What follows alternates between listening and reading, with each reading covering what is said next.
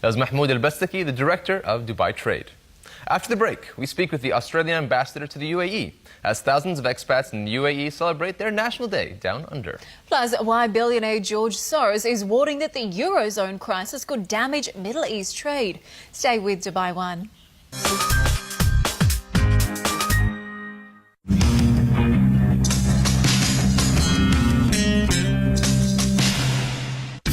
لإعلاناتكم على دبي وان يرجى الاتصال على الأرقام التالية.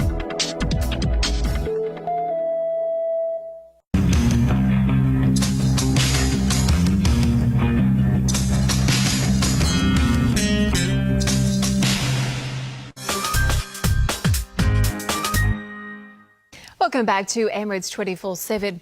In a moment, we'll catch up with Omar by the video wall. But first, close to 17,000 expats in the UAE are celebrating Australia Day, commemorating the establishment of the first settlement back in 1788.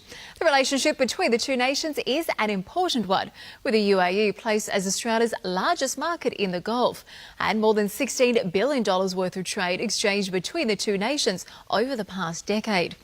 More than 250 Australian companies are registered with Dubai Chamber, while Emirates Airline operates more than 70 flights a week between Dubai and Australia, compared to around 50 times a week in the US. So joining us now to explain why this relationship is set to grow even more this year is Pablo Kang, the Australian ambassador to the UAE. Welcome to the show this evening and happy Australia Day. Thanks, Katie. Happy Australia Day to you as well. Thank you. Now, as we just heard, obviously the UAE is an important trade partner for Australia, literally $1 billion figures when we're talking about trade. What do you think are the most significant partnerships between the two countries? Well, it's good that you mentioned trade. I mean, the two-way trade relationship last year was worth 5.3 billion Australian dollars. So the Australian dollar is actually a bit higher than the US dollar at the moment. So it's quite a healthy relationship. You mentioned the airline connections. Emirates actually has 70 direct flights a week to Australia, and in total there's 97 direct flights between our two countries. Trade, obviously, in terms of imports from here, crude petroleum, understandably enough, is the #1 import into Australia, but actually we export passenger motor vehicles in quite significant quantities both to the UAE and the Gulf more broadly. So if you see a lot of the Toyota Camry taxis around Dubai, they're all made in Australia. Absolutely big business. Now, in recent years, we've really seen the UAE expand its relationship with China. This is something Australia's been doing for quite some time, but there is a bit of a slowdown happening in China this year that's expected. Now, former Prime Minister Kevin Rudd has called China crucial for the economic advancement of Australia's economy. So just how worried should we be about this prospective slowdown? Well, I mean, obviously we'd be, like the rest of the international community, quite worried about the sovereign debt crisis affecting Europe, and obviously that has global implications. But if you look at the IMF forecasts for the international economy, and particularly for the Asia-Pacific, the Asia-Pacific is actually in a comparatively strong position. I mean, the IMF global forecast for Chinese growth for this year is 8.2%, and for next year is 8.8%. So that's still very strong growth. And as you say, Australia has such a strong trading relationship with China. It's our #1 trading partner, and we do so much business. 80% of our merchandise exports to China are dominated by oil and gas and minerals. So it's still a very healthy relationship, and you know, obviously there will be a bit of a slowdown in the world economy, but as I said, comparatively this Asia-Pacific region is still going to be very strong. So it does seem like Australia's weathered the global financial storm reasonably well. But if you look at the latest figures from the Consumer Price Index, they're flat. Many finance officials are expecting another interest rate cut. What's your prediction for the economy down under this year? Well, we're not immune from global developments, obviously. I mean, it is a globalised world, and we're an integral part of that. We're the 12th largest economy in the world.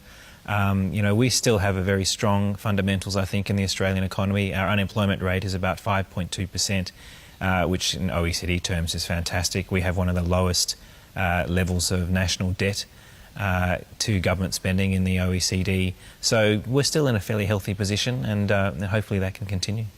Now, of course, many people are celebrating Australia Day, but there has been a bit of controversy as well. Many people marching in the capital, calling for lands rights, calling for Aboriginal sovereignty. There was perhaps some rather insensitive comments by Tony Abbott earlier this week that did upset protesters, so much so that they actually surrounded a restaurant in the capital. Julia Gillard, the Prime Minister, was trapped there for 20 minutes, had to be rescued by riot police.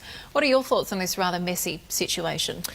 Well, Australia Day obviously has evoked some different feelings with particularly our Aboriginal and Torres Strait Islander peoples, because it does commemorate the day back in 1788 when the British First Fleet arrived at Sydney Cove. So what we would like to emphasise, I guess, is that we have the oldest continuing cultures in human history living in Australia. The Aboriginal and Torres Strait Islander people have been present for over 60,000 years in our country, and we would like to look at Australia Day as a celebration not just of our British colonial heritage, but also our Indigenous heritage and also the very multicultural Australia that makes up today. Very true.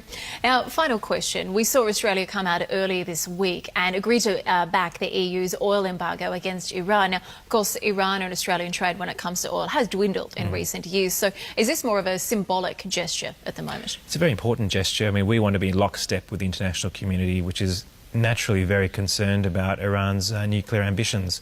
They continue to flout International Atomic Energy Agency, UN Security Council directives in regards to the development of their nuclear energy program. So, in terms of having sanctions on oil imports into Iran and oil exports, Australia wants to be very much in concert with Europe, the United States and other major international economies.